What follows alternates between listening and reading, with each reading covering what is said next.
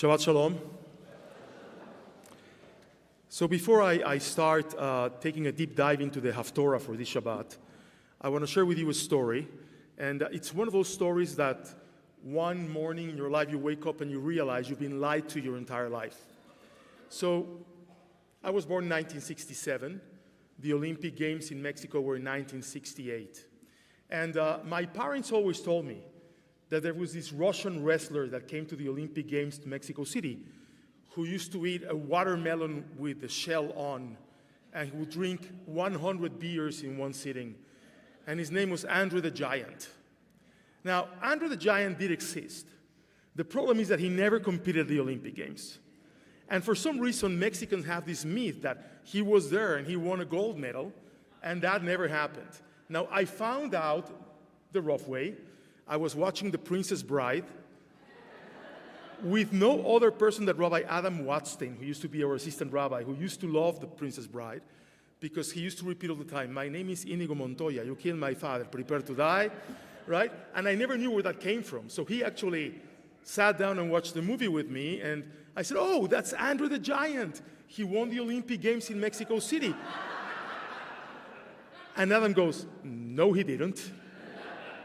I said, "Of course, my parents told me." "They lied to you."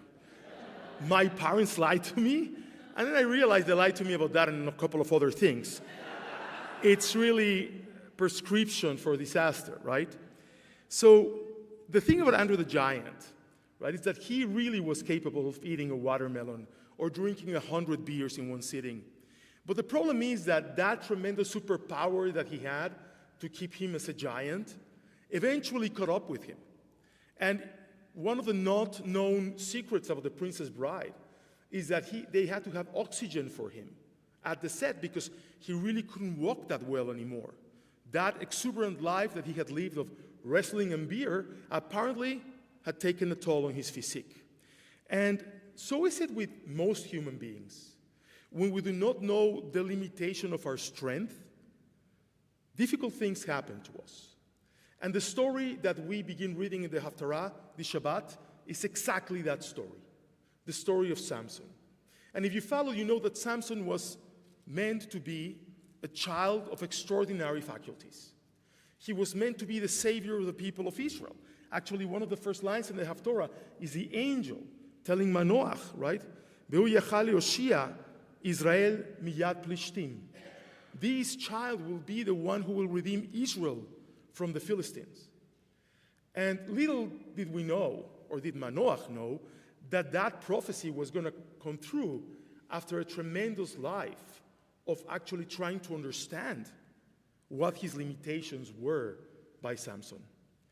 If you remember the story, he really never learns restraint. He actually knew he was strong. He knew that he could have everything he wanted. And that's the way the story continues. By the way, the Haftarah stops short of telling the entire story because the story at some point becomes like X-rated. Because when I tell you that he went after everything, he went after everything. The Talmud actually says, Shimshon alach achar einav. Shimshon went after his eyes. Meaning, he didn't think things through. He said, "Oh, I can have that. I can have that. I can have that." And there was never restraint. And that ultimately was what got him into trouble. If you remember the story, Delilah, who actually is not a talk show host on the radio for romantic songs. Delilah is actually a character in the Bible. Delilah actually plans to entrap him because she knows that he will fall for her because she's beautiful. But she also knows, and she finds out, that if she cuts his hair, all of his strength and all of his power were going to go away. He actually never believed it. He knew that could happen because he was a Nazir. He knew that he should never cut his hair. But he never believed that rules applied to him. And the number one thing that happens to people that do not believe that rules apply to them is that their fall from grace is tremendously hard. If you think about it, the story of the world is filled with politicians who do not recognize their limitations and think they can take over the world and end up being buried by the world. The story of the world is filled with nations that confuse wisdom for power. And eventually, that power is found to be not an antidote for not having wisdom. Look, all of us have seen religious leaders, rabbis, right, who actually go around preaching religious morality, telling all of us how we're not kosher enough, how we're not Jewish enough. Oh, you're not Jewish. Oh, you're not kosher. Eventually, to see them fall hard because they didn't recognize that they also have limits. This is what happens when, like they say where I come from, you drink your own Kool-Aid. There is no stopping you in the illusions or the delusions of grandeur that you may have. I want to share with you one story in world history that's exactly like this. And that's the story of Napoleon. You remember when Napoleon invaded Russia, he wanted to get all the way to Moscow, and he did. At that time, 1812, he gathered 600,000 soldiers. That was the greatest amount of soldiers the world has ever seen together up until that moment. And he goes and he marches in Moscow thinking that nothing can stop him. He is invincible. And you know what? It was not the Russians who stopped him. It was the winter that stopped him. So sometimes people who find themselves feeling victorious and grandiose and powerful do not understand that their power does not come from themselves, that it comes from a higher power. And that is exactly the story of Shimshon.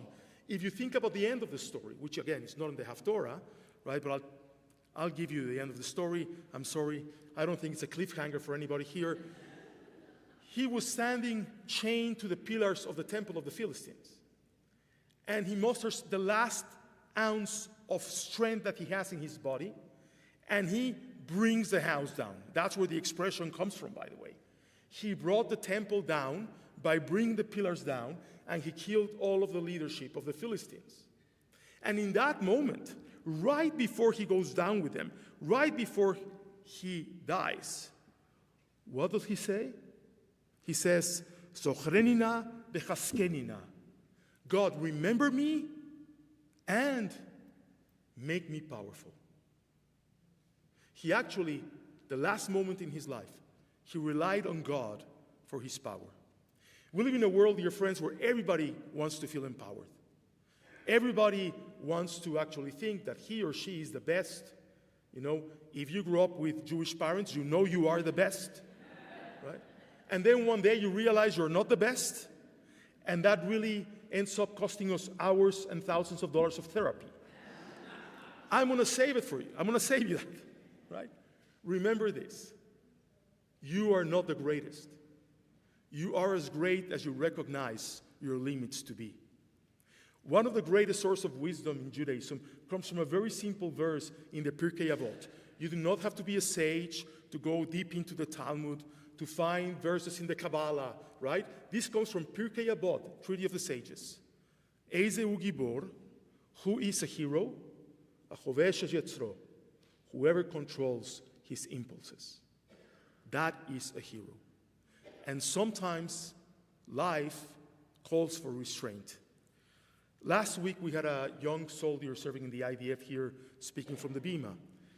And he actually couldn't tell us the story because they're not allowed to talk about this, but I can tell you about this because I can read about it in the newspaper.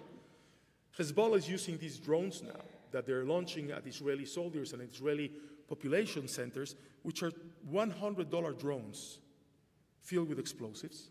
And they're flown through fiber optics, so radar cannot interfere them. So you know what Israelis are doing? They're actually putting thousands and thousands of square feet of netting on top of their troops so that the drones cannot land on the troops. And now we're beginning to see the pictures of tens of drones boom, stuck in the netting on top of the soldiers, right? So what happened? One of the generals says, look, we have to recognize our limitations. We cannot just show up and try to shoot these drones down, because even if we are the best at shooting things down and the best in video games, we cannot shoot a $100 drone with a $1 million missile. So they're using the nets. This is recognizing your strength and the limitation of your strength. And sometimes it's humbling. Nobody wants to see soldiers running from little toy drones. But that's what's happening. And the moment it stops is when we use the same naive method to defend ourselves that they use to attack us. This is, by the way, how Shimshon brings the temple down. Another famous speech in history by Steve Jobs. He said something that actually we should all always remember. It's his famous address at Stanford for that graduation, which you can watch on YouTube. It has millions of views.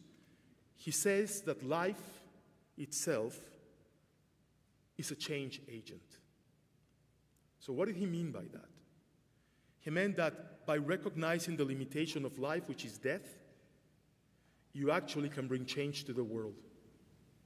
If you know that your days are numbered, if you know that your wisdom is not infinite, if you know that you're not going to be here forever and you cannot fight forever, you will concentrate to do things as quickly, as expediently, and as best as you possibly can. And then you can change the world. So I think I've said enough, right?